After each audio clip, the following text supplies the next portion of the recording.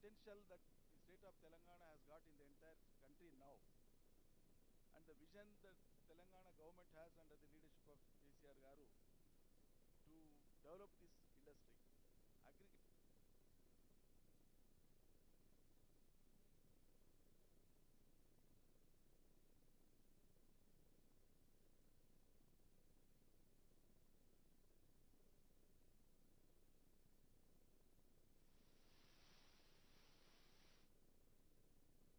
Therefore, wanted to thank and congratulate Sri K.T. Ramarao Garu for this revolutionary, visionary steps to hold this conclave, which will definitely throw a very useful light.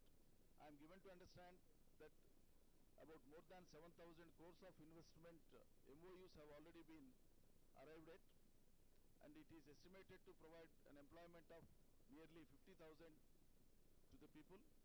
And it is a great happening. Definitely, we will be looking forward for more and more investments and more establishments of the food processing units here in the state of Telangana.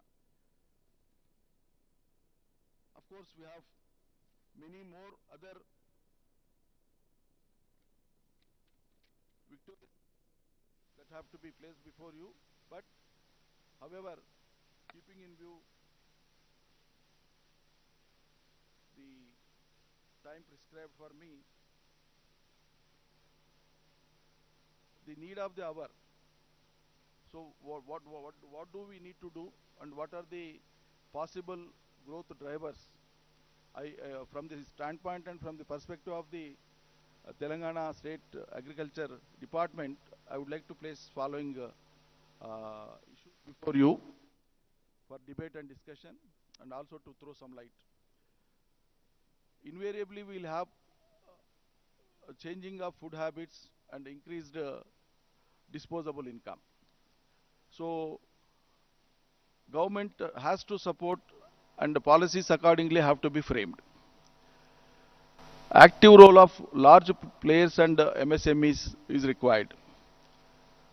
Preference for healthy and nutritional foods is the perspective of the present day generation. To suit the thinking process of the present and future generations, the processing has to take place. We have huge potential in Telangana. The prospects are very wide. We have increased inland fisheries potential, already having revived tanks and having already built new reservoirs. We are the #1 inland fisheries state in the country. We need to double the production of the milk, and we have potential for that. Already the sheep population has increased. We are #1 in the sheep population in the entire country. The government on subsidy is distributing sheep to the sheep growers so that their income will be increased and the population of sheep will automatically increase. And I was just referring and telling to my Honorable Mr. KTR Garu that the average meat consumption in the country is 6 kg per annum, whereas average consumption of meat in Telangana is 24 kg per annum. So it is not only showing the affordability of the people, definitely government has deliberately brought the proteinous food to the doorsteps of the people. Their affordability and their interest to eat meat will definitely produce the next generation, a healthy generation. That is what is required. Without healthy generation, how much of wealth and how much of prosperity you create, without there being a healthy generation to enjoy it, that would go waste. Therefore, the the abundant availability of fish in the rural areas has increased the health of the rural people like anything. We often go to the maternity hospitals that are maintained by government, especially with special focus. The maternity and child care centers that are beautifully developed in the entire state across all the districts. So whenever we visit the hospitals, we feel with great proud that the young born children, just born children and their mothers are so healthy, and the doctors they say that it is because of the nutrition that the mother takes during her pregnancy that the child is so healthy, sir. We really feel very happy. See, unless you keep the food rightly available to the people, unless you make the people to afford themselves to have their choice food, their quality food, you cannot expect a healthy generation for the future. So these are all the parameters how you are building a next generation. And warehouse capacity with cold storages has to be increased. That we are already on the agenda. The international airport with 1,50,000 metric tons cargo capacity is already available to the industry. We have single window clearances under Telangana industrial policy, the best policy in the world so far. We have already developed food parks, logistic parks and supply chain infrastructure under the leadership of Sri KT Ramarao Garu. Honorable Chief Minister has already directed various departments to identify more than 10,000 acres of land in and around all the district headquarters, present district headquarters, so that agro food processing, special food processing zones are established over there, and they will be allotted to the food processing units.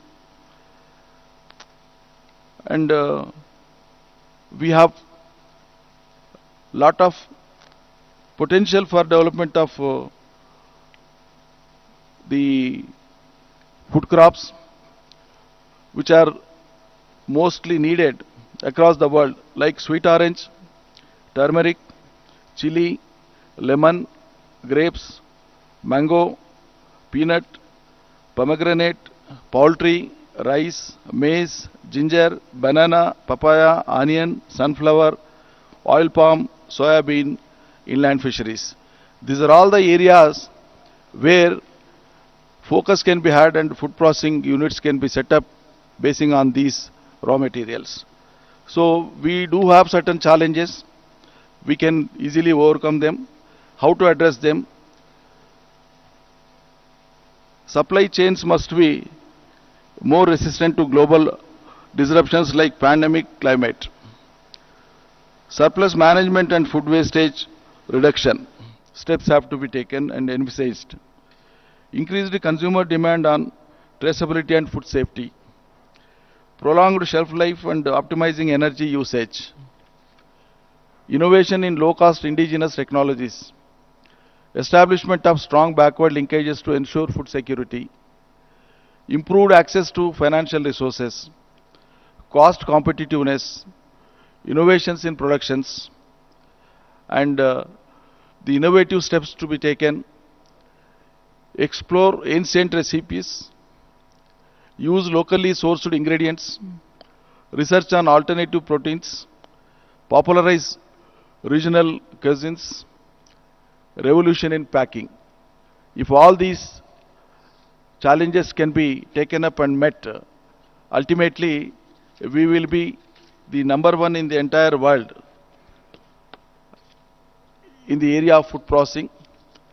And definitely I hope and I believe very strongly that in the future to come, it is only states like Telangana, leadership like Telangana will be able to provide the quality food to the world, and the world will definitely be dependent on the food items of Telangana, and I hope that it will be achieved with your support, with your endeavor, and I wish you all the best. Thank you one and all.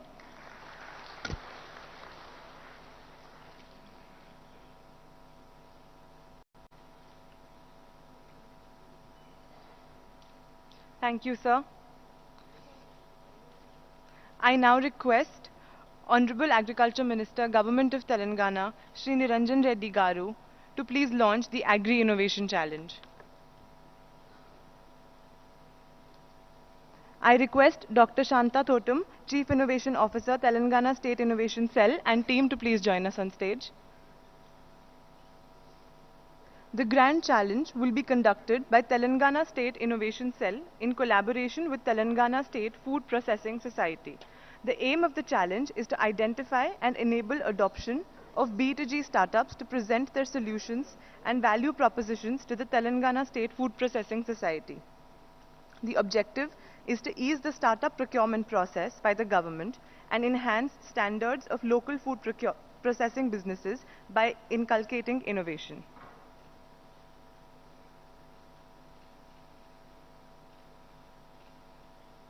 Thank you, sir.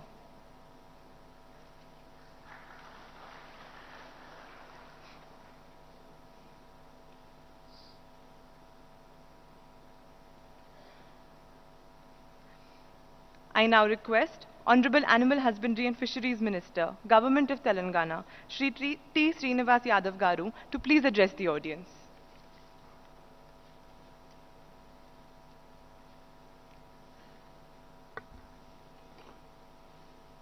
Good morning. Respected dignitaries on the dais, Sri Honorable Minister Sri KT Ramarao Garu, Industries, IT, Municipal Minister, Honorable Minister Niranjan Reddy Garu, Honorable Secretaries Adarsina Garu, Jayesh Ranjan Garu, Raghunandan Rao Garu, Ramesh Garu, Akil Kumar Garu, ladies and gentlemen, on behalf of Government of Telangana and personally, I welcome all the participants for the Food Conclave 2023 hosted by Government of Telangana in the historic city of Hyderabad. The main objective of the program is to discuss the strategies for improvement of food security to mankind through green revolution, yellow revolution, white revolution, pink revolution and blue revolution.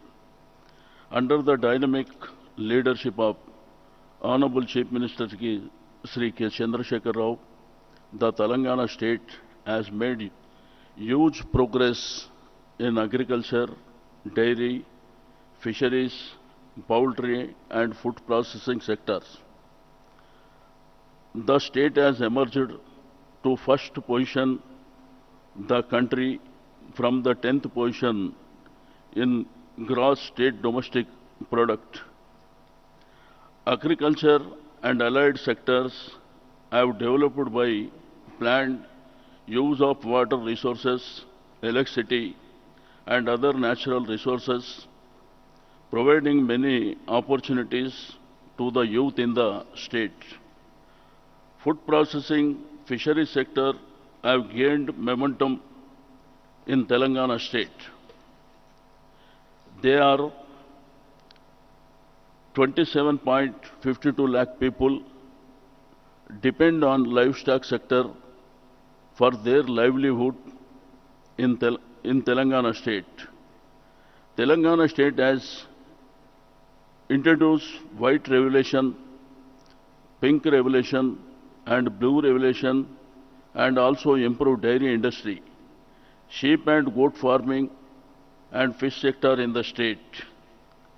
Telangana state is in 13th position in the country in milk production.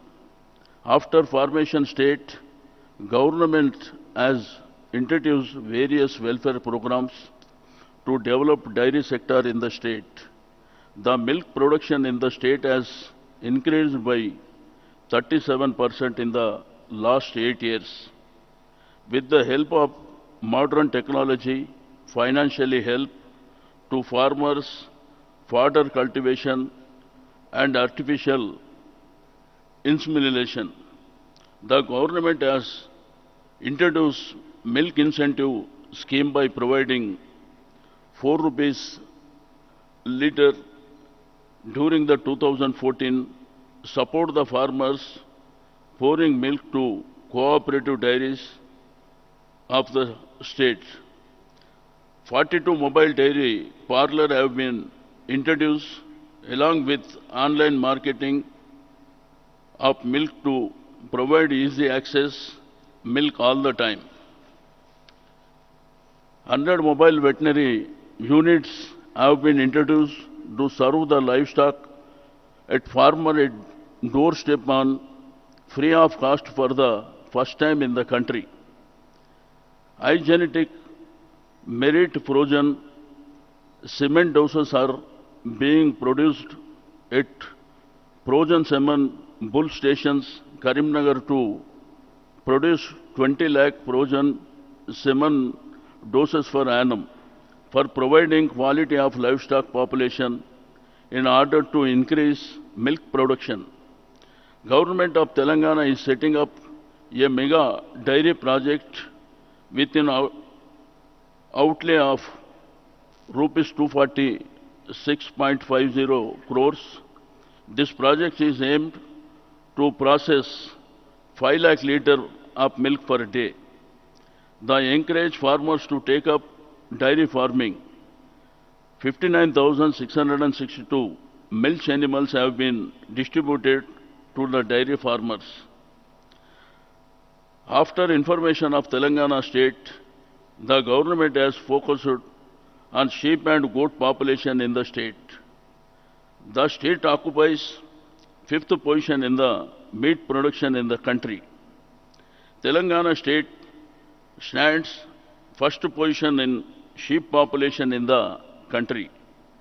Main source of meat in our state from chicken 45%, sheep 33%, buffalo 13%, goat 8% and pig 1%. Sheep rearing development program as introduced in 2017 improve the social economy condition of the people depending on the sector and also meat production. During the first phase of the program, 3.93 lakhs beneficiaries were provided with sheep units. During the second phase in planned to cover 3,38,000 lakh beneficiaries. Telangana state occupies 3rd position in egg production in the country. Eggs are being supplied pregnant women through Anganwadi centers and to the school children staying in the government hostels. Value addition and food processing of milk and meat has generated a fixed capital of 7,000 crores and by providing employment to 80,000 youth in the state.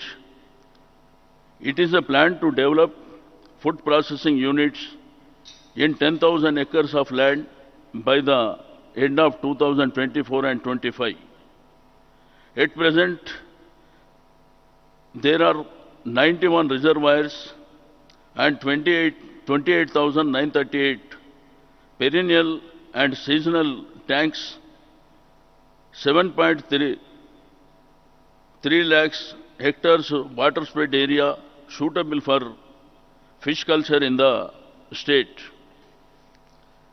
Fish production in Telangana state has doubled from 1.98 lakhs as tons with a value of 2,252 crores in the year 2016 and 17 to 3.9 lakhs tons with the rupees 859.95 crores 2021 and 22. During the current year 2023 we have achieved 4.38 lakh ton of fish production. First state to stock 414.13 crores fish seed with any expenditure rupees 348.93 crores on 100% grant all open water bodies since 2016 and 17 till date. First state to stock 28.34 crores freshwater prawn juveniles in the suitable water bodies with expenditure 64.66 crores 2017-18 to till date. The biggest aqua hub in underway at Mid-Monero Dam of Rajanna Siricilla district with an expected production of 2.24 lakhs tons per the annum, creating about 5,000 direct employment. It is the largest freshwater aqua hub in the world. The project consists of fish product processing unit in 300 acres and fish culture in a 150 acres. Other activities in the project include fish seed culture, fish seed production, cage culture and fish processing units. The project provided good opportunities to local fishermen and youth. With an aim to achieve overall development of fisheries in the state, the government of Telangana has spent 1,000 crores under integrated development of fisheries from 2017-18 to 2022-23. I am happy to share all the above programs have been introduced and implemented with the guidance and support of beloved Honorable Chief Minister Sri K. Chandrasekhar Rao Garu. I wish you the convention a grand success. Thank you one and all.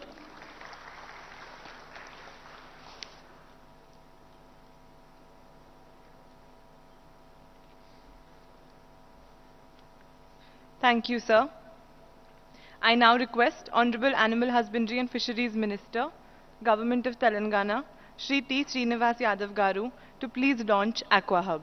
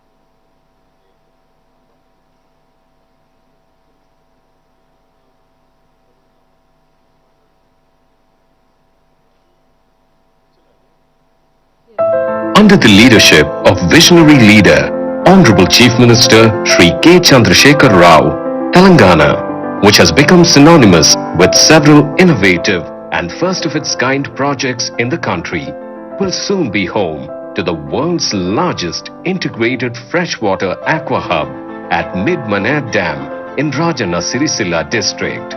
The aqua hub at Mid-Maner Reservoir is composed of 300 acres of processing area on land sitting at the full tank level of the reservoir, along with 150 acres of water spread area, 1% of 5,600 hectares of total water spread area dedicated for cage culture in the reservoir. It will encompass all activities including fish seed production, feed production, cage culture and fish processing, among others.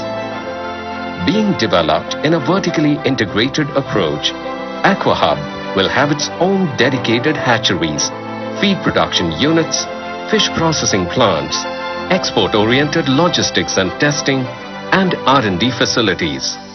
On the initiative of the IT and Industries Minister, KT Ramarao, Fishin India Private Limited, Indian subsidiary of Fishin Co., one of the largest importers of tilapia into the US, Rajanna Aqua, unit of Ananda Group, and Malpuri Aqua came forward as key players with a total capital investment of Rs 1,300 crores for setting up their processing facilities in the Aqua Hub. The project will generate additional fish production of approximately 1.2 lakh metric tons per annum. Hatcheries in the Aqua Hub will produce 5,750 lakh seedlings per annum, and at its full capacity, Aqua Hub will consume more than 2 lakh metric tons of fish feed made from agricultural raw materials such as rice, maize, groundnut, soybean, and poultry waste, supporting the local farmers. The fish culture will be carried out in a closed cage and will not interfere with the seeding and fishing activities of the fishermen's societies. Further, since the activities involved will require fisheries-related skills, it will present a great employment opportunity for the local fishermen's community. The units coming up in the Aqua Hub will also provide buyback opportunities for the local farmers for the fish production. The project will generate annual exports of more than Rs 1,000 crores. It will also create employment for 4,800 persons in direct mode and 7,000 persons indirectly. Telangana is setting new standards in the promotion of the Blue Revolution, Pink Revolution, and White Revolution, besides making unprecedented progress in irrigation and farmers' welfare. The integrated freshwater Aqua Hub will be another major step that will complement the government's moves for all-around development.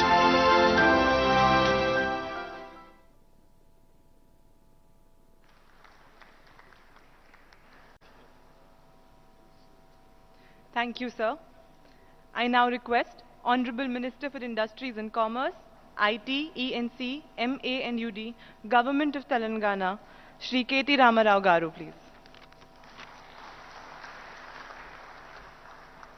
A very good morning to all of you. I sincerely thank the Honorable Minister for Agriculture, Shri Niranjan Reddy Garu, for joining us today as a guest of honor. I also thank our Honorable Minister, Shri Talasani Srinivas Yadav Garu, Minister of Animal Husbandry, Dairy and Fisheries, for gracing the occasion as a guest of honor as well.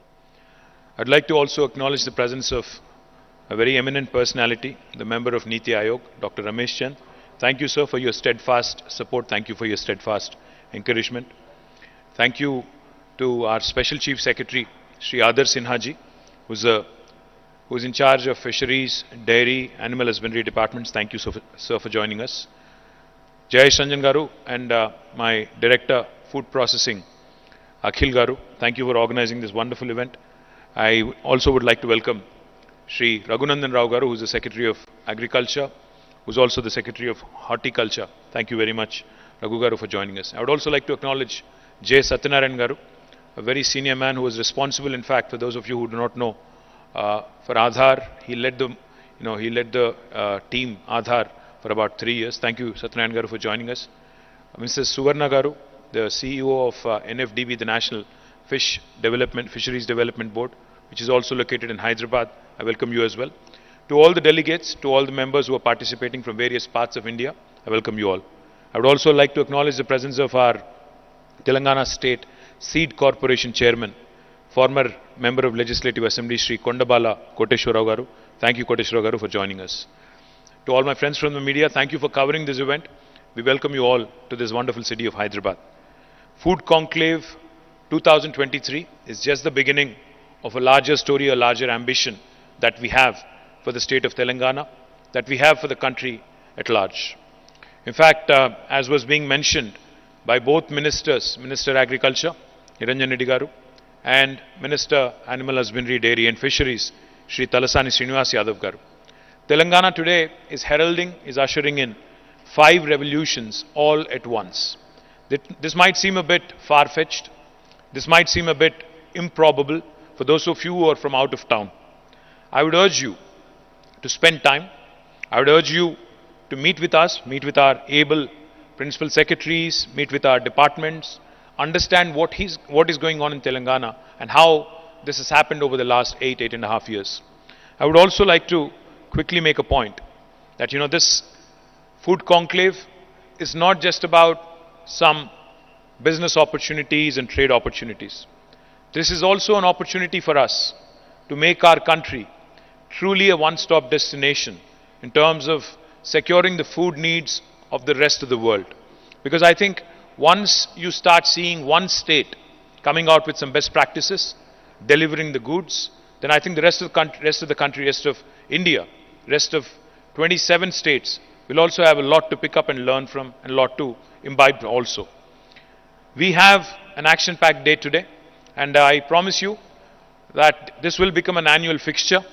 Telangana Food Conclave, the Food Conclave, will be an annual fixture, and it will become a go-to destination for all the food industry leaders in the country and also hopefully down the road at some point for the world as well.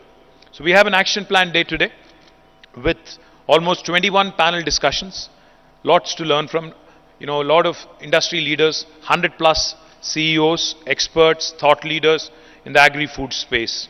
We also have the 5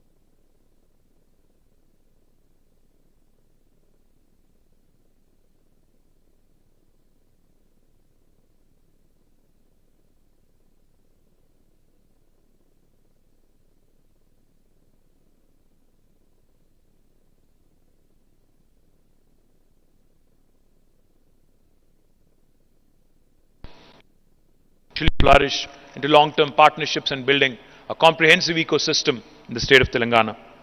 The state already has chosen food processing as a thrust area. Among the 14 thrust areas that we have chosen to promote investments, food processing is an extremely important sector. Just alluding to what the Honorable Minister for Agriculture was pointing out, let me quickly tell you that Telangana today is a seed bowl of India.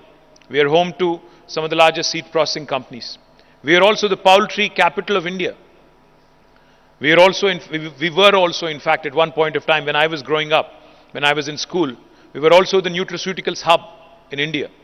Unfortunately, we don't retain the position anymore. We wish to get it back. We also, in fact, are the #1 state for inland fisheries in India today.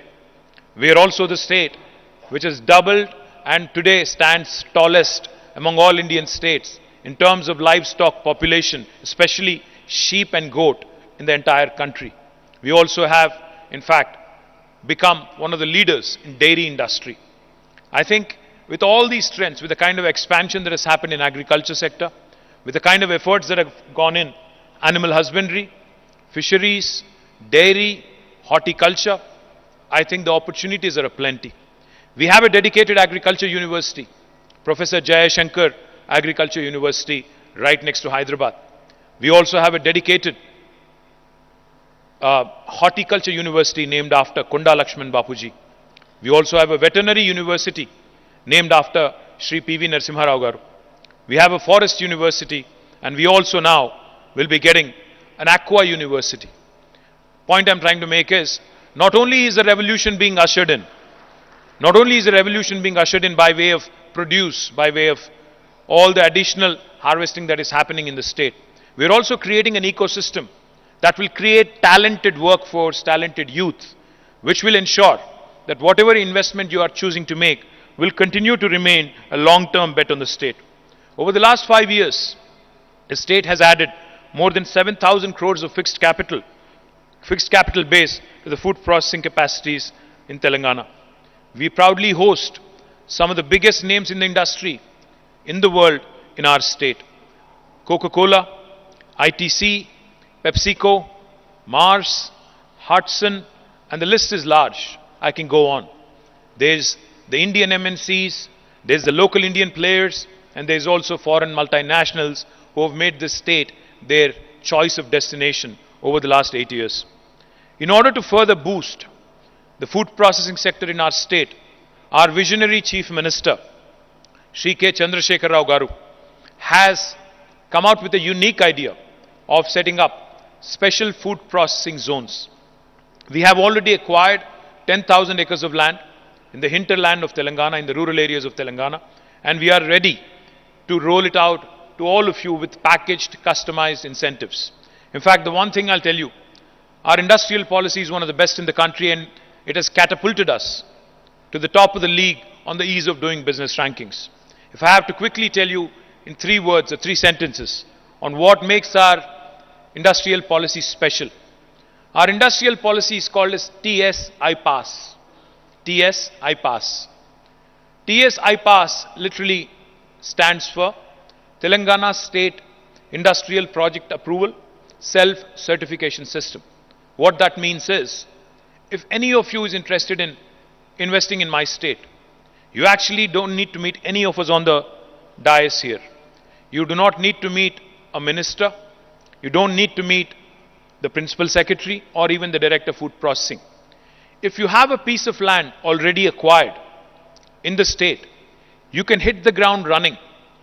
You can declare yourself as being a law-abiding enterprise, and you can start the construction of your factory on day one by self-certification process. This is backed by statute. This is backed by legislation. But when you start construction, what we would of course require is that you submit an application online, because we need to know who is doing what in my state, in our state. So when you submit an application online about the nature of the business, the investment, the activities that you're going to be engaged in, the number of employees that will be working for you, etc., the taxes you will be paying, etc., etc., we will get that application from the TS-I-PASS portal. We will promise it in 15 days, again, as mandated by legislation, the TS-I-PASS Act. If we do not give you an answer in 15 days, a yes or a no answer in 15 days, on the 16th day, backed by legislation again, it's an automatic approval, it's a deemed approval. No other state in India will tell you that. It's an automatic yes. And the third and most important thing, if you ask me, we can actually tailor-make incentives for you. We will ensure that you receive the best of support, and we will tailor-make a package of incentives to make you attractive and competitive in this very competitive world. So if you are willing to share with us what my competing states are offering you, for instance, if you're choosing between 2 states to make an investment, if you are willing to share those details of what is being offered to you, all I can tell you is TS-I-PASS also enables me, the industries minister, to either meet or beat the best offer you have in India. Now that is the kind of flexible policy making which has helped Telangana garner the #1 position in India today. Not only the policy, we also have earmarked land, we also have made it easy for you to get approvals, and we also have created, of course, you need to procure the raw material, you need to have access to the raw material, and we would love to see our farmers prosper, cherish and flourish. So therefore, we will also facilitate backward integration. We will ensure that the sourcing can be done locally. We have more than 25,000 farmer producer organizations called as Raitu Bandhu Samitis in our state. We will ensure that you work closely with our farmer producer organizations to make it a wonderful, long-lasting relationship. We also will ensure that the self-help group women organizations in Telangana, which are extremely robust, in fact, just to give you a sense of what I'm talking about, the self-help group women in rural Telangana, in the 12,769 villages that we have, avail loans and bank linkages to the tune of almost 15,000 crores per annum. And their repayment is 99.99%, if you can believe it. Now that's the potential of these self-help group women who are extremely strongly federated. Now how is that going to help you? By way of ensuring that these women who are extremely ambitious and entrepreneurial, we will ensure that they will work in tandem with you to create a strong workforce, to create a strong supply chain, both forward and backward. We can in fact create a win-win situation for the industry, for the SHGs, and also for the farming community. We are also committed to ensuring that our small entrepreneurs and micro entrepreneurs flourish in our state. As of now, we have more than 2,500 micro and small entrepreneurs in the food processing sector, and these are all ably guided by Agriculture Department, Industries Department, and of course, Animal Husbandries and Fisheries Department as well. We have some very unique entrepreneurial initiatives like the Dalit Bandhu scheme, where Dalits are given a grant of 10 lakh rupees per family. Now this also gives you an impetus. I'll give you an example. In my constituency where I represent from, Sirsila, we had brought in this program called Dalit Bandhu, and in fact we had asked the local beneficiaries to identify business opportunities and how they can harness this money that has been given by the government and how they can multiply it manifold. 4 beneficiaries had come together in a mandal called Ellareddypet in a village called Dumala. Government had given them 30 lakh rupees. They pooled that money together. They have applied for subsidies. They have applied for all the benefits that they are eligible for. They approached banks and they have created a rice mill with 3 crore total cost and total investment. And now today, it's a shining example of what can be done truly in a public-private partnership mode. Now this is something I think that the rest of the country also can learn from. How to promote micro-entrepreneurs, small entrepreneurs, and marginalized social entrepreneurship as well from the grassroots level. With industry-friendly policies, robust and fast-growing raw material base, fast-growing world-class infrastructure, and active facilitation and enablement by the government, not just to set up investment in a factory, but also to operate and ensure continuity in a competitive manner. Telangana today is the best place to invest in the entire country. For those of you who are from outside of Hyderabad, outside of Telangana, I keep telling my friends from across India, Telangana is where Hyderabad and Telangana is where the north of India meets the south of India. It is where biology meets technology. It is where dosa, because this is food conclave, I think this is where it is where paratha meets dosa. It is where I think sambar and idli and everything else that you would want to see in the south and the north, all of that converges. It is where the 5 revolutions are converging in India today. The green revolution, which is ushered in, as was mentioned by our agriculture minister. Our paddy production was 68 lakh metric tons back in 2014. And today, what we procure in terms of paddy from the farmers, and this is again by the Civil Supplies Department alone, is almost 2.68 crore metric tons. It is almost quintupled. Now that is Telangana for you in terms of agriculture expansion. Our cotton, in fact, is the best quality cotton in the country. This is not me saying it. The long staple cotton of Telangana, the Southern India Mills Association, recognizes that this gives immense opportunity for you to actually work with the textile industry, with growing hybrid cotton, high-yielding cotton, long staple cotton, and make it a very lucrative proposition for you to invest in this sector as well. Let me also quickly tell you, we stand number 1 in inland fisheries. We have in fact turned around our government dairy. Vijaya Dairy was in losses when this government came into office.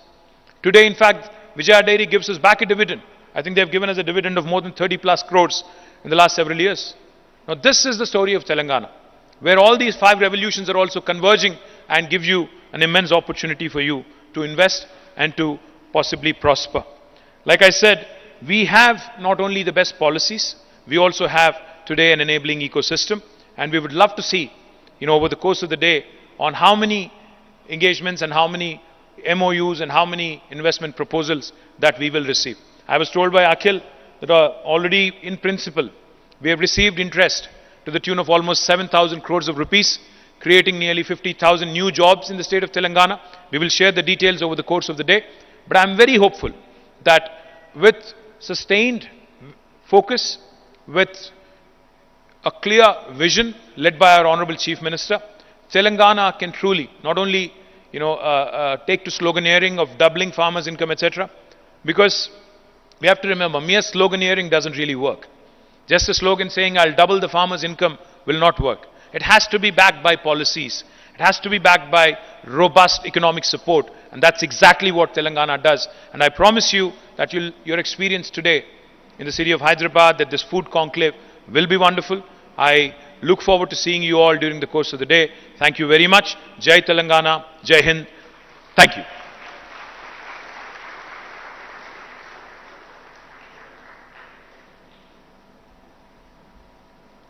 Thank you so much, sir. Thank you, Honorable Ministers, respected dignitaries. We will now proceed for the inaugural panel. Please allow us 5 minutes to reset, and we'll see you here in 5. Thank you.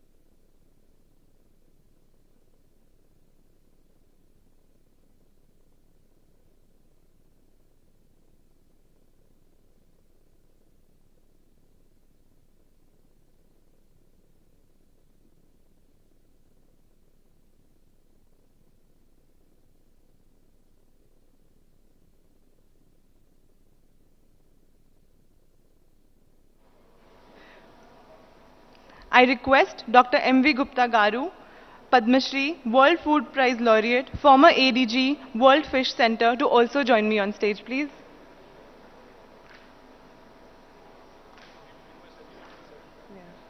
Can everyone please settle down? We have the inaugural panel starting now.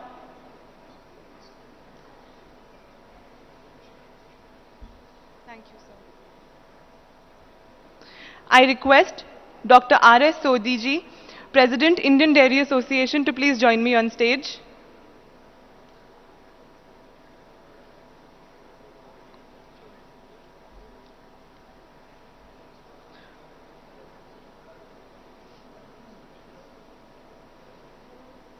I request everyone to please take your seats. We're going to be starting in 1 minute now. Thank you.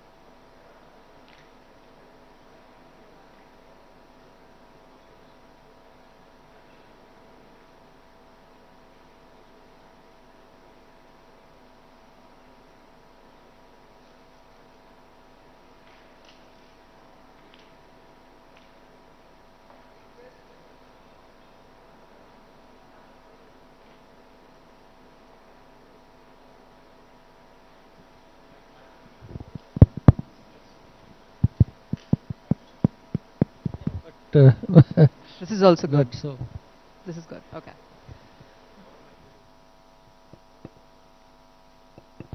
Can we request some more mics here, and can we please request all of you to please settle down? We promise you an amazing conversation with the kind of panel that we have here on the stage right now.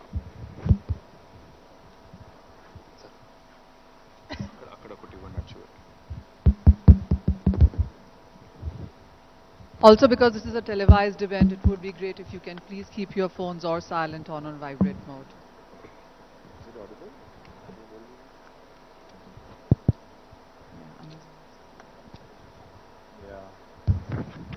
Is she audible? Is Manisha audible? I'm not audible.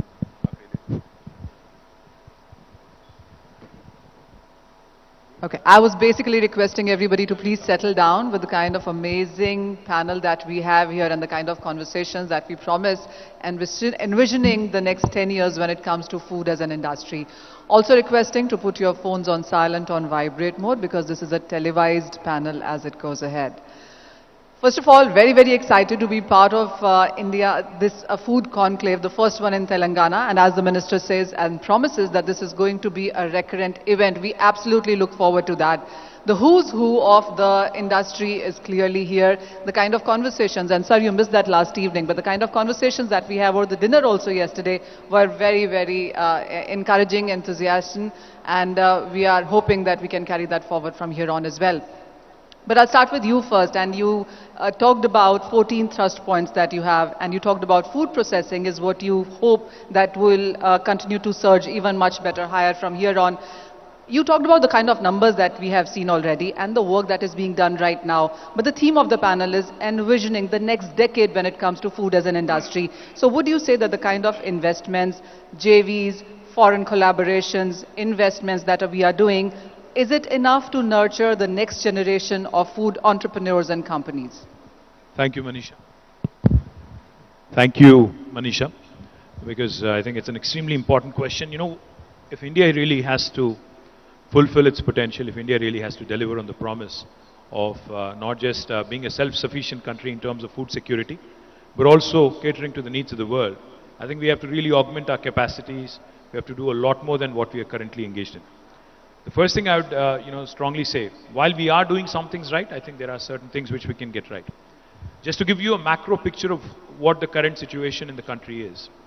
India has about 41 crore acres of land, which is arable, which is suitable for cultivation, which is suitable for agriculture and allied activities.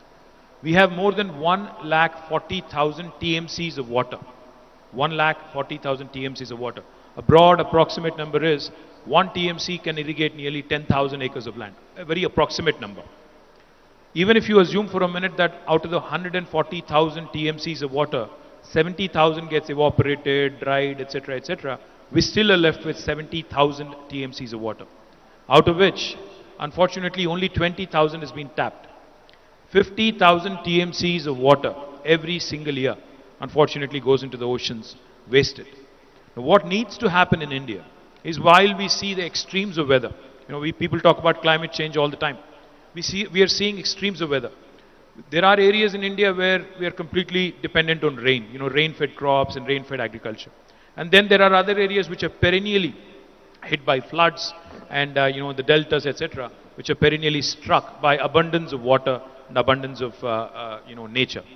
What we ought to do, like in the case of Telangana, what we have done, we have completed and we have delivered the world's largest lift irrigation project, where we lift water from 82 meters above sea level and lift it all the way to 618 meters above sea level. We have completed this project with an investment of more than 1 lakh crore in a matter of 3.5–4 years.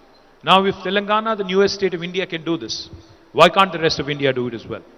We have irrigated by this project 45 lakh acres of water, 45 lakh acres of land, and all the numbers that you just heard from our ministers in terms of agri expansion, in terms of dairy expansion, in terms of fisheries, in terms of storage capacities, all of this is a result of unwavering support, unflinching commitment to create more and more of these irrigation potential. Now, that is something that the rest of India needs to do. The second thing I'll also mention quickly, if India really has to ensure that we find that rightful spot, we have to focus on post-harvesting and what needs to be done to add value. Because the farmers are extremely hardworking. They are doing their best. With all of our support, in Telangana, we provide 24 hours of free power. We also provide them with quality seeds. We provide them with quality fertilizers. More importantly, we provide them with farm input assistance. We have already provided 65,000 crores of investment, farm input, through a program called as Raitu Bandhu. We are the first in India, in independent India, to have started this program. We have supported 65 lakh farmers over the last 6 years, provided 65,000 crores of farm input, and we also provide a farmer life insurance. We insure all the farmers in our state, 40 lakh plus farmers below the age of 60, to the tune of 5 lakh rupees. What this has done has created confidence in the farming sector among the distressed section that this also can be lucrative, this also can be remunerative. We also purchase all the farm produce directly at their doorstep. Now, what this has literally done is allowed our farmers to work freely without any concerns, and as a result, today Telangana has become the leading paddy producer, with the leading fisheries producing state in the country, etc., etc. The last thing I'll tell you, in 2020, to add value to what our farmers do, we launched a program called as AI for AI, Artificial Intelligence for Agriculture Innovation. How does that help? How does technology, which today literally permeates into every sphere of life, how does it help the farmer? How can it help the farmer? Because our Chief Minister keeps reiterating every single day when we meet him. He says, any technology that does not have a positive societal impact on the common man especially is futile. No matter how fancy it is, no matter how cool it is to talk about a technology, if it does not really have a societal impact in a third world country like India, it's futile. We have used artificial intelligence to detect rainfall patterns. We use artificial intelligence today to identify the possible pests that can come up in an area. We use AI to also gauge soil health. Now, these are the kind of things, innovation through technology, support systems, focus on irrigation. I think these are the things that are going to help India achieve its rightful place. I heard Dr. Ramesh Chand very clearly when he said 20% of world's dairy needs are being, 24% is coming from India. A small country like New Zealand, they have a company called Fonterra. Fonterra alone as a company, it was earlier called New Zealand Dairy Board, that one single company contributes to 8% of New Zealand as a country's GDP. Now imagine what the agri and allied sectors in India can do if we give them that much needed support, because we have 60% of India still engaged in this activity. If only they can be given the support, Because it's not fancy, it's not cool, agri, it's not glamorous, it's not space tech, it's not IT, but we need to support them so that they can actually be a game changer for our country, create employment avenues, create revenue, create wealth. Thank you.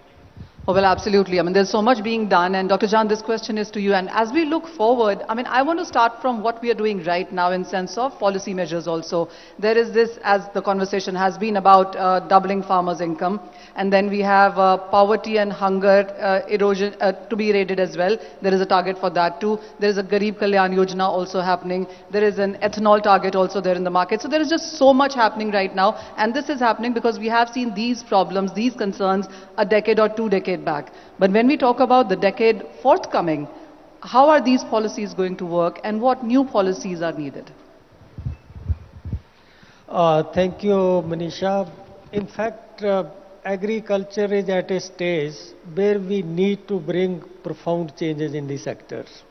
Otherwise, the potential of the sector will go unharnessed.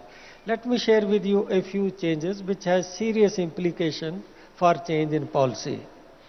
Our per capita food production was just 1.2 kg per person per day at the turn of the century. Now we are producing 1.9 kg food per person per day during year 2022, an increase of 50% in 20 years. In the coming years, the growth rate in food production is accelerating, but population growth rate is decelerating.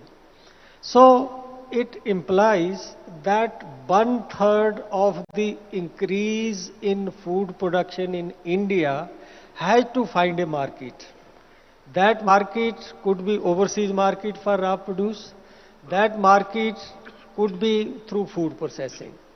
So if we do not pay attention to these things, then I think you will face problem of gluts, pressure on government, give us MSP, cover milk also under MSP, cover mango also under MSP.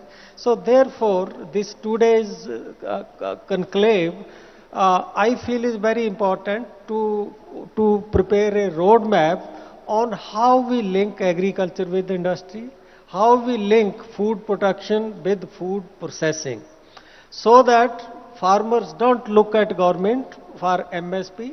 They find that by promotion of food processing industry, they are a partner in this growth process. They get better prices. Let me also share another number with you, which I have produced in the Finance Commission report and in some other document also.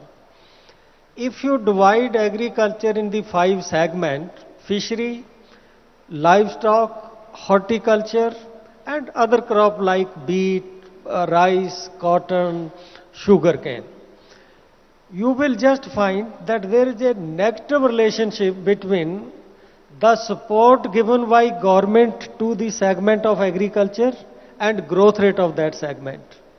Fishery hardly receive any support of government, like subsidy on import or MSP. The growth rate is in double digit.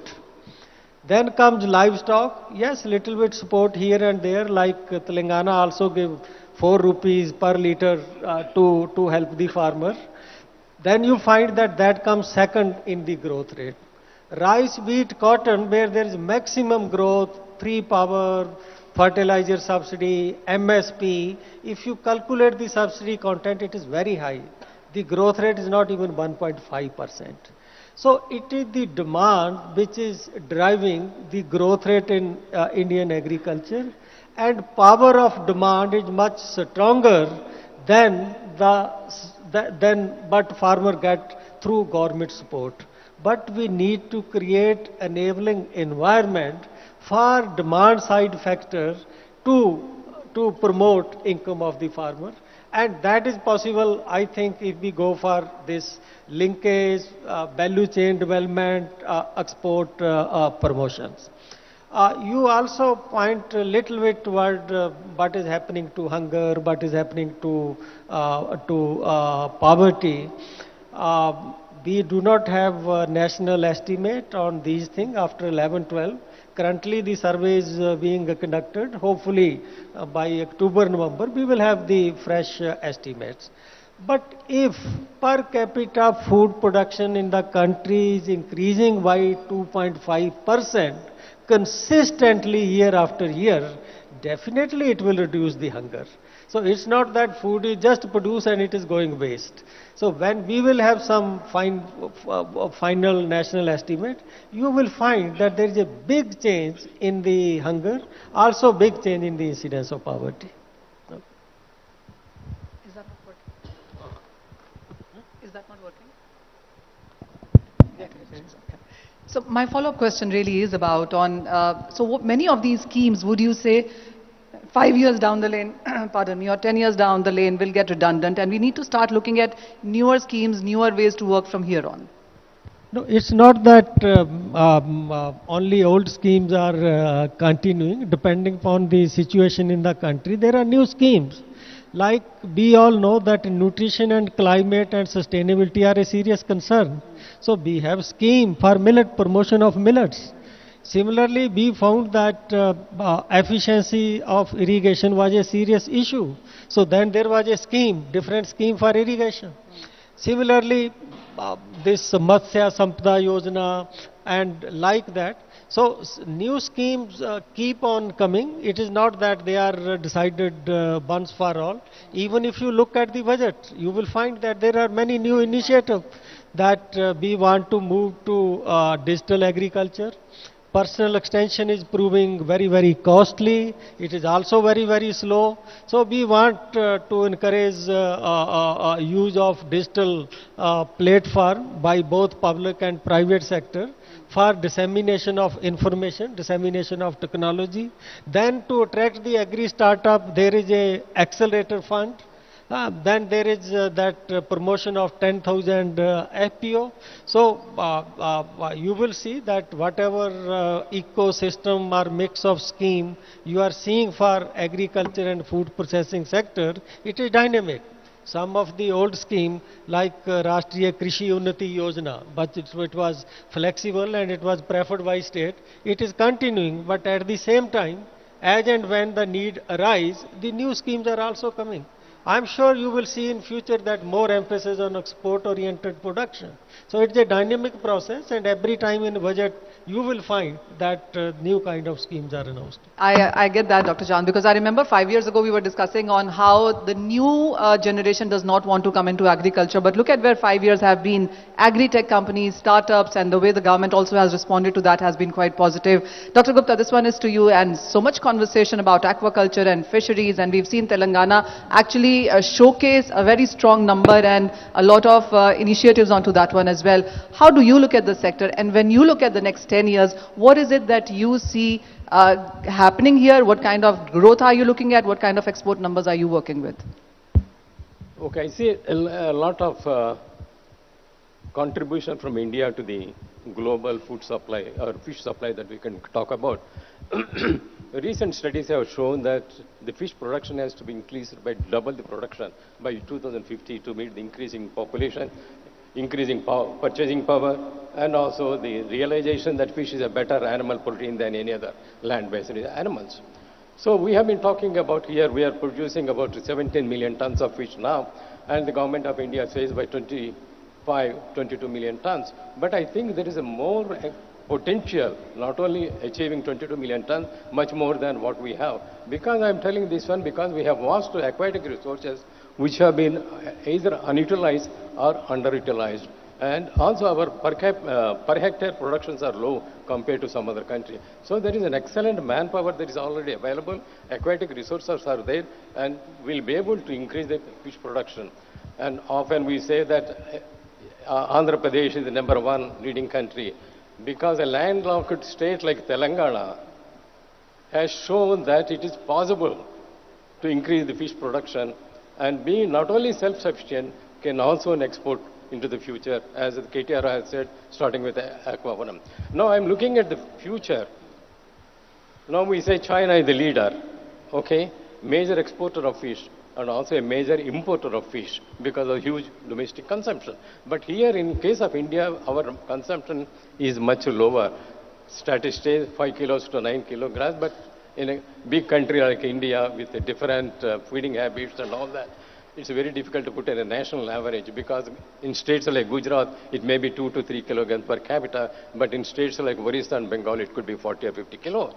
So here there is an opportunity to increase the domestic market because domestic market is very low now, as of now. So if we are talking of increasing the production, we have to also see that our domestic market has to be improved. So how do we do that? How do we increase the per capita consumption of the fish? Right? Now I take the example of the poultry section has done few years back. They bombarded the media. The egg is a very good protein, animal protein. It should be consumed like that. So we need a media bleach to bring awareness among the population that fish is a healthy food and better, I should say that, better than any animal protein.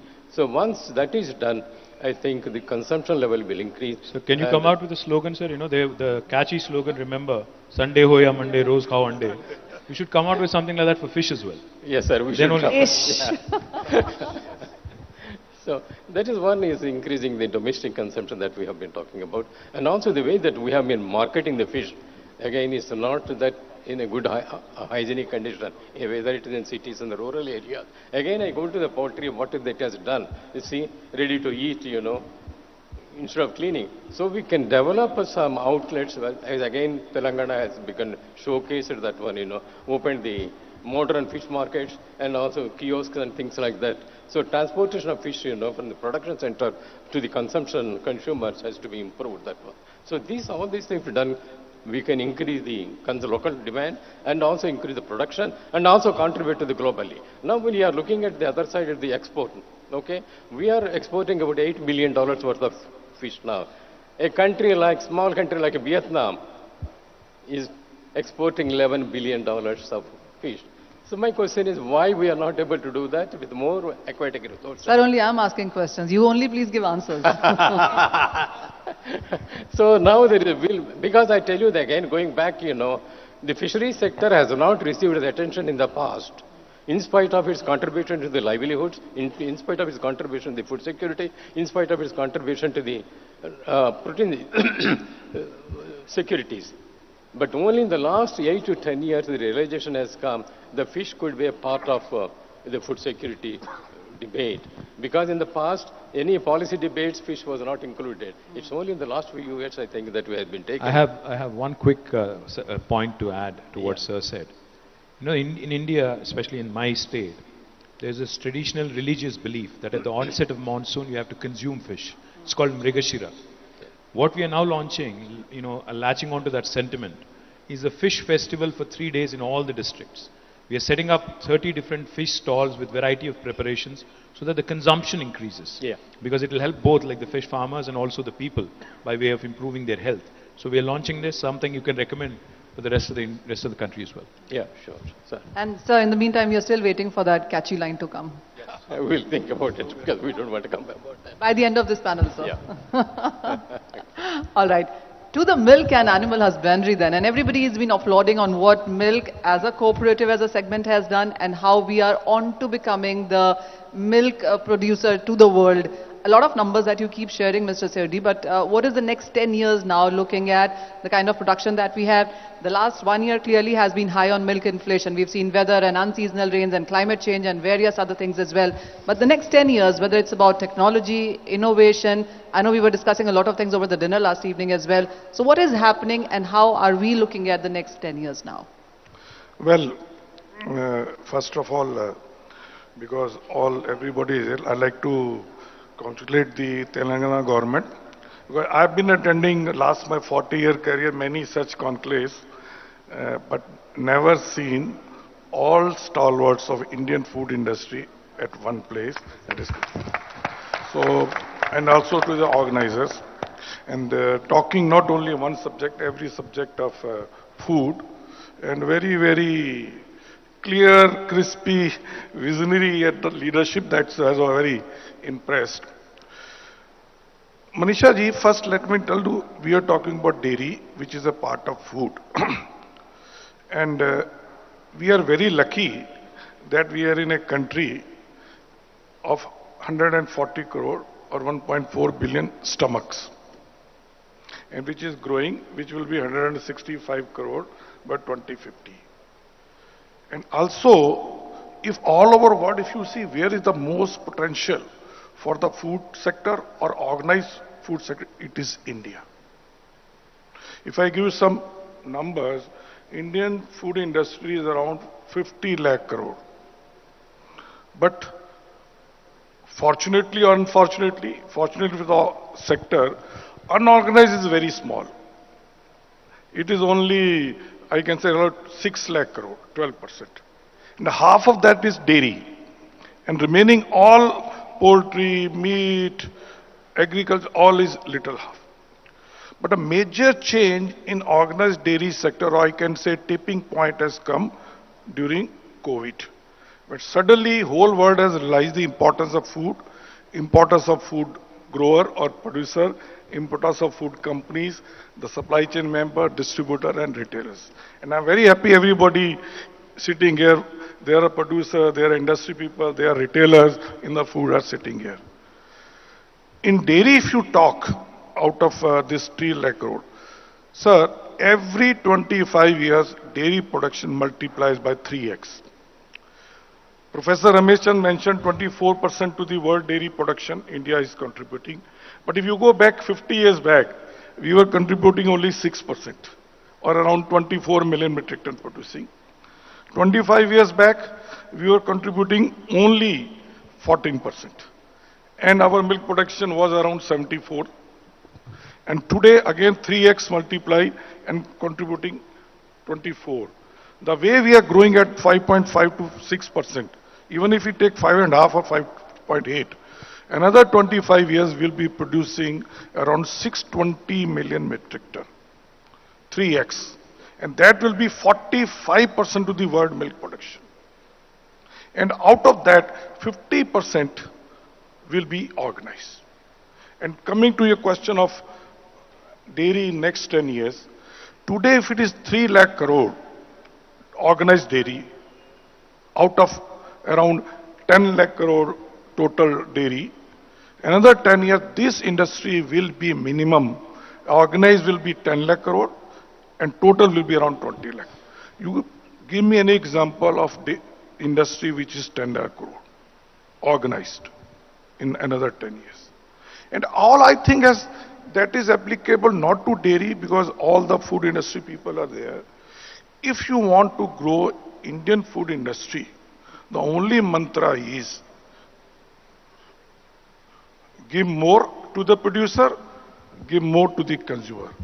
If you provide a very stable and remunerative price to the food producer, be it poultry, dairy, agriculture, fruits, vegetable, and also at a very affordable price, good product, make available to the consumer, both consumer will consume more, and that is going to happen. The reason is that with the income level increasing, prosperity increasing, average consumer is spending more on food, and in food also they are upgrading themselves from merely carbohydrate based diet to more of protein and fat rich. And their animal husbandry producers coming into dairy, poultry, meat, fisheries, all these are coming into, or the oil thing. So one side is that is growing. So other side, if you consume more because it is available at affordable price, farmer will be encouraged to produce more because he is also going to get remunerated price. And this is only possible in India, which is both side masses are involved, but both side lower middle class people. Is the biggest challenge to the dairy industry or the food industry, whether in poultry, everything is the supply chain efficiency. You know, Mr. Sodhi, a lot of conversation has gone around on why haven't the other industries or other commodities or other agriculture food products have imbibed in the cooperative culture. We've seen that debate a lot of time, but it hasn't really happened. You see, whether other cooperative structures in like fisheries and other imbibed on, I give you example of Telangana only, sir. Because last 40 years I'm in the dairy, I joined Amul. When I joined Amul 40 years back, there were two brands at the top, competing with each other, Amul and Vijaya. And you know, history. I mean, where it is basically depend upon the leadership, both political leadership as well as the professional leadership. So any industry, any cooperative, whether any, this, because of masses involved both the side, you can't say only the professional. Because when cooperatives are there, it's a democratic setup. You need very selfless, dedicated political leadership to take, to aggregate the producer or the farmers, and also need political leadership to attract, retain, protect best of the professional leadership. So whether any cooperative which has been successful in India, their example, and same is the reason for the decline of any cooperative also. All right. So we know where to applaud or point fingers at then. Mr. Sivakumar, this one is to you then. And we look at ITC for various things. But tell us, there has been conversation about various food products. I want to talk to you about, on one side, there are various FTAs happening. We've already talked about on how important the political will into this is. On the other side, there is about changing lifestyle, preferences. Millets was a national thing on 2018. Now it's an international millet of years in 2023. So there's lots changing, and then technology is coming into it. A lot of apps is something that we can applaud you for. So how have the last 10 years been, if you can quickly summarize that for us, and what are you now envisioning for the next 10 years? Thanks, Manisha. Before we look at operationally what might happen, let me do a preamble in terms of what is difference between last 10 years and next 10 years on two aspects that have been talked about just now. One is a very conducive policy that will catalyze, and second is an enabling ecosystem that will catalyze. So the difference between the last 10 years and next years on the same two elements is very fundamental. Two aspects. One is that from the times when we were 1.2 kilos per capita to already at 1.9 and moving forward, in that era, all policy was production driven. Now, as we move forward, it needs to be far more demand responsive. So how do you create that? From a supply chain mindset, we move to a value chain mindset. And that shift is a lot more fundamental than what typically people would imagine. So it's not enough to create productivity, production, processing, but how do you make it demand responsive? Everybody has already pointed out there is plenty of demand which is possible, but how do you channelize in a manner that it becomes more value enhancing is one shift. The second shift is that in the past we have largely looked at multiple elements of policy as independent policy initiatives, which were all required and made sense in a production-driven system. But they led to a lot of unintended negative consequences. And therefore, in the next 10 years, we need a lot more systems thinking approach. Water is required free, power is required free, fertilizer is required at a lower cost because farmer is fighting a global war with all her hands tied. So you need all this. But when it is just looked in that spirit, that's what has led to water tables going down, natural resources, soil getting completely damaged, and GHG emissions not bothered about, and suddenly now we are seeing climate change, and obviously agriculture, if it rains too little there's a problem, too much there's a problem, wrong time there's a problem, and therefore how do you mitigate all? So therefore how do you really create, I'm just drawing one in the interest of time, a similar kind of policies which are just designed for one objective at a time have led to unintended consequences. And therefore, how do you look at an entire systems approach to make that? And therefore, the enabling environment that goes with it is taking care of both these aspects. I think that is the fundamental shift that one needs to look at. What do you envision on these two fronts going forward? And obviously, the operational elements will all be related to these shifts. And how do you get the demand signals transmitted back to the production system then becomes a very important element in whether you talked about the tech-based apps that one is building and doing it, or how do you get the collaboration occur between multiple agri-tech players so that farmer gets a complete and personalized solution. Those are the kind of things which will shift now, even on the operational front in the backdrop that I talked about. Well, yes. Nandan, to you for your initial comments as well. And as we just spoke about, as Dr. Chand also said, soon farmers could be asking for MSP for mangoes and things that are not covered right now. We were also having a conversation earlier on how Punjab, even as it has such fertile land and only does wheat and paddy and has to import fruits and vegetables, do you think a lot of things from here on need to start changing? So firstly, I think honored to be a part of this panel and slightly intimidated as well.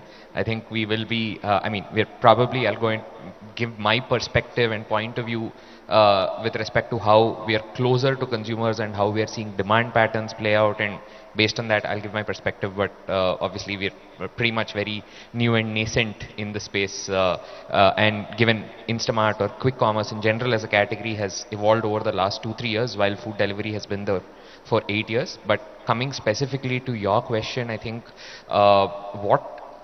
based on at least what I was looking at from a data point of view, when we are talking about, let's say, diversification and what are the other things to look at, I think we maybe need to also shift the conversation a little bit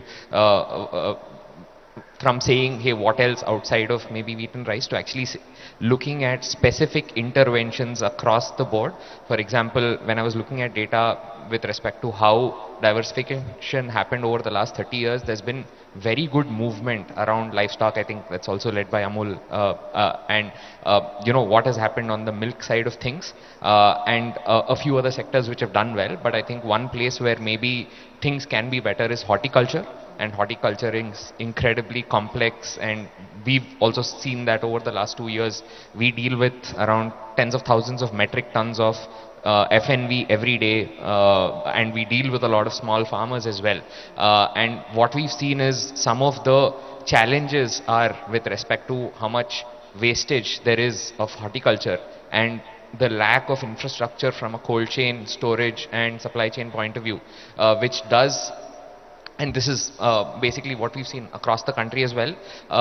Primarily, one of the reasons why a lot of players on the consumer side face some difficulties is because of this wastage not necessarily having a lot of reliability of supply for the consumer, where things are not in stock, or there is a lot of issues with respect to quality because of some of these infrastructural problems. I think that's one probable key area that needs to be solved. I think one of the interventions or one of the ways to think about it is be a little more specific, saying, hey, can we actually really go after solving for horticulture? Can we actually really go after solving for maybe storage, supply chain, cold storage, etc., and try to maybe take a leaf out of probably what Amul's done, where that probably the movement there didn't start off by saying what else can we do outside of wheat and rice. It started by saying how can we empower and enable the Kaira dairy farmers, right?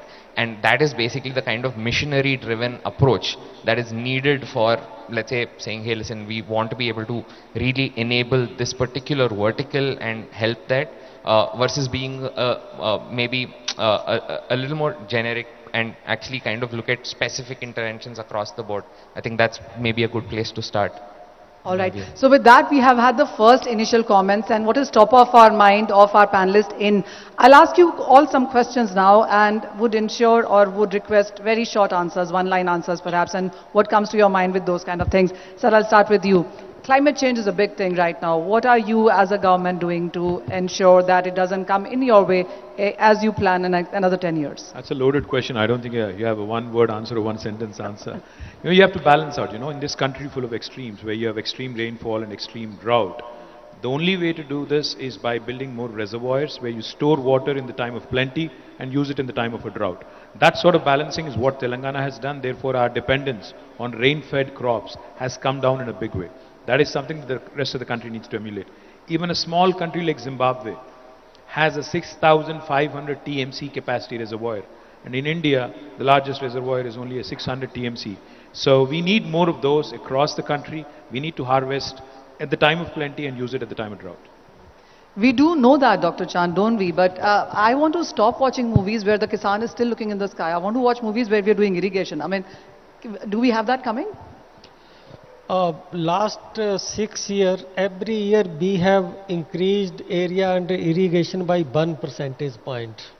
Now, more area is irrigated than what is rain-fed. So this change happened in year 2020.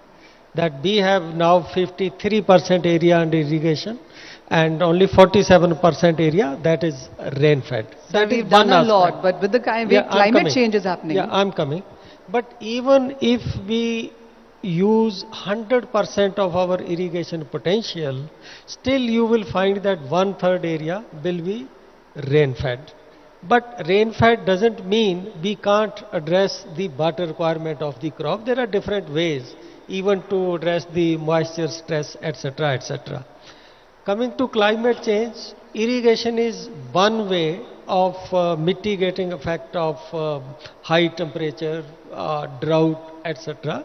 But there are many other ways. You see, climate change has not started happening just suddenly in year 2010 or year 2020. It has been happening, realized, last 20-30 years. And there were forecasts that because of climate change, wheat yield will come down by so much percent, rice yield will come down by so much percent.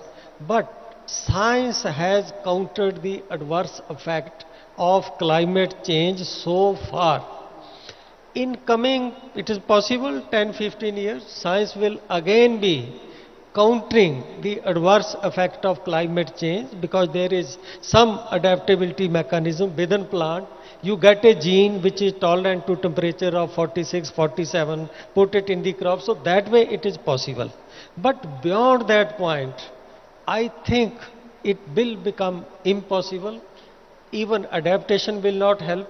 That is why we need to go for mitigation and mitigation at global level. The effect of climate change which happen in India is not only because of what Indians are doing, but a farmer in Brazil do affect agriculture in India. But a farmer do in India affect agriculture in Mexico. So since this is a global phenomena, that's why COP conferences are there, that science will enable us to adapt. But ultimately we must pay attention to mitigation, and for mitigation action has to be at local level, but we need to have those commitments from all actors, all stakeholders and all countries. Dr. Gupta, what's your sense on that? Because March was the hottest year in 122 years, and then we've seen unseasonal rain. So when you look at aquaculture as a subject, how is climate change impacting you? I mean, other subjects also, there is pollution and there is overfishing. There's just way too much that you would need to keep an eye on. Yes, because of the pollution and the overfishing, that's why we are the production from the natural resources like the seas and the rivers have gone down. That's why we have been talking of increasing the production from aquaculture. With all the water resources that we have an excellent potential for increasing, as I said earlier, also for meeting the local demand and also for the export that we have been talking about. Now, in the last few years, enabling policies and interest has been created by both the state government and also the central government, and also industry is coming forward to take advantage of these policies and the interest of the government. So I see a very bright future for the fisheries sector to contribute to the global and also the country's economy and also the food security. Mr. Sodhi, how do you look at the next 10 years when it's about climate, and how do you see it impacting animal husbandry, cattle stock and dairy as a subject? As a climate. How prepared are we? I mean, we understand what we are doing in sense of fiscal measures and policy measures and various things happening. How prepared are we with climate when we look at all of these? Well, I think all the industries is very much concerned about the sustainability and the emission. And it is our responsibility also that we should ensure that to the next generation we are able to give the same world which we got this thing.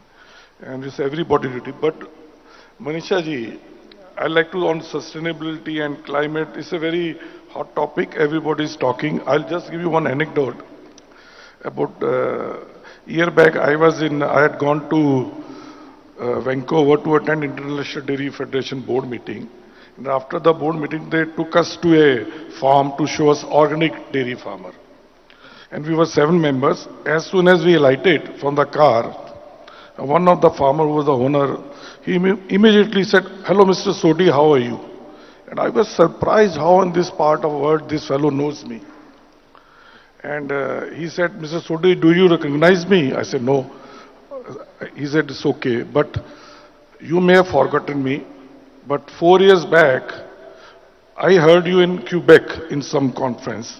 And you said one line, the liner which you wanted to expect, which I must have narrated to at hundreds of thousands of platforms on this environment and sustainability." I said, "I had forgotten." So he told me, "You said sustainability starts when stomachs are full. Sustainability starts when stomachs are full." Actually, this climate, environment, sustainability is a very good word, but you have to see from the perspective of all. If you ask a farmer, what do you mean by sustainability? His only answer is livelihood. I want to earn my food. And you ask any state governments, what do you mean by sustainability? And for them, the sustainability is providing livelihood to 140 crore people as well as the employment. You ask any of the business people here, for them sustainability is the profits or bottom line. You ask any environmentalist, for them sustainability is what we are talking, emission. But if you ask sustainable to the consumers, what they will say? For them sustainability is affordable food, affordable living conditions. So we have to see when we are talking about environment, it's a very good point and we all have to contribute. But nevertheless, let me tell you, in dairy, animal husbandry is the most sustainable thing. The God has created earth interdependent on 3 things: plants, human being and animal. We all are dependent on each other. Nobody can survive without, even plants can't survive without animal. Same as human being. So we have to see what are the other areas of saving environment. Animal husbandry is one part, but it should not be made a scapegoat or a tool to exploit the developing countries, because they are becoming more and more self-sufficient in food, which is impacting the markets of developed economy. Fair point. Thank you. Mr. Sivakumar, this one is to you. I don't want to talk to you about climate now. I want to talk about the next 10 years and the very fast pace, the way our lifestyles are changing. There is more disposable income, there are more working population, there is younger population in India, there are alternate proteins, there also is lab-grown meats and lab-grown foods coming into the market. There is just so many changes coming in. What is the world that you envisage 10 years down from here when you look at food? You didn't ask me about climate, but let me link it up with climate anyway and deal with this question. I think I draw the analogy from IT industry that India has participated in over the last over 2 decades, and what food industry will participate in the coming years. We had initially started participating on the basis of the labor cost arbitrage, and then moved through skill building and infrastructure creation at a higher value IT industry.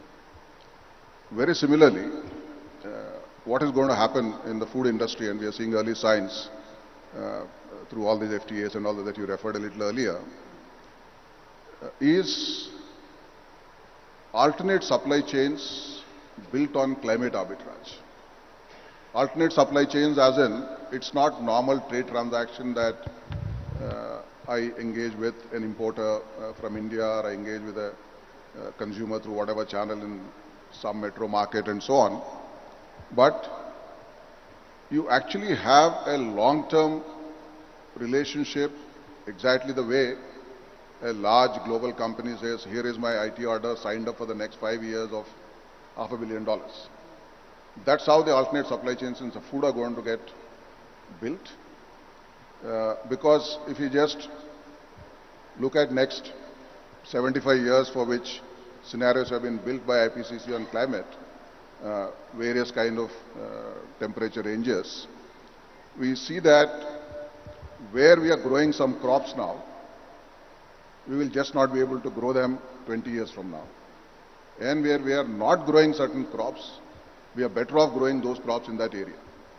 So I think preparing that is how the alternate supply chains will work, but in conjunction with demand, because I said demand responsive is a crucial factor. And then it will plug in all these different elements that you talked about. What is the value addition? What are the consumer looking for? And then how do you create an alternate supply chain at the back end? I think that is going to be the key shift that we will see.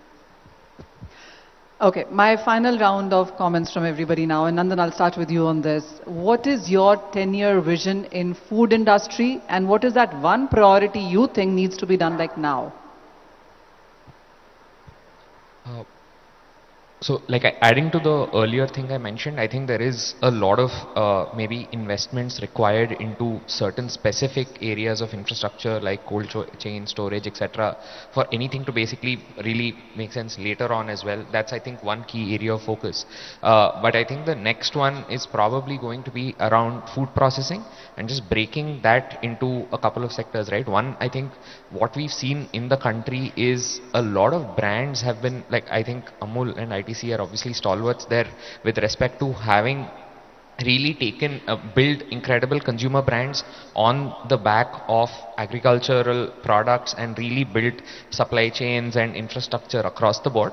I think the one thing that in general hasn't maybe evolved to the level that that it maybe should have is modern retail, or basically in general the evolution of retail has probably not necessarily caught up to pace with how some of the brands have taken off. I think we need a lot more investment and we need a lot more evolution of that retail landscape to happen. I think that's incredibly important because the more demand there is also locally and the more formats of retail there are, etc., there is going to be this ecosystem is just going to get built up. So I think that's one thing that I see at least basically evolving over the next 10 years. The second space I think in food processing is probably even HoReCa, as and I've seen this firsthand myself. I was actually a restaurateur in Hyderabad a decade ago, and I kind of basically saw the difficulties that restaurateurs face with respect to just handling a menu, right? There is just not enough HoReCa food processing units in the country that can help restaurateurs be able to scale their operation. For example, obviously we've maybe there has been news about this also. The kind of craze that let's say Hyderabadis have for biryani is incredible, but once it and while there's a lot of restaurateurs who are able to do it at a single unit level, for me to open maybe 10 restaurants, it gets incredibly difficult because the back end supply chain and the investments needed are massive. And at some level, if you were to think about it, that would probably help increase not just farmer incomes but also the overall ecosystem quite a bit if we are able to actually look at HoReCa and food processing together and say if the country probably needs 1 million more restaurants, right? And one data point that is always interesting is I think India overall has lesser restaurants than Beijing does, and I think probably that is the potential as well, where there is probably 1 million more restaurants that are needed, but the food processing capability for being able to handle 1 million restaurants doesn't necessarily exist right now, and I think there is a lot more that should be done in terms of being able to build that capability for us as a country. You want to answer that in some sense?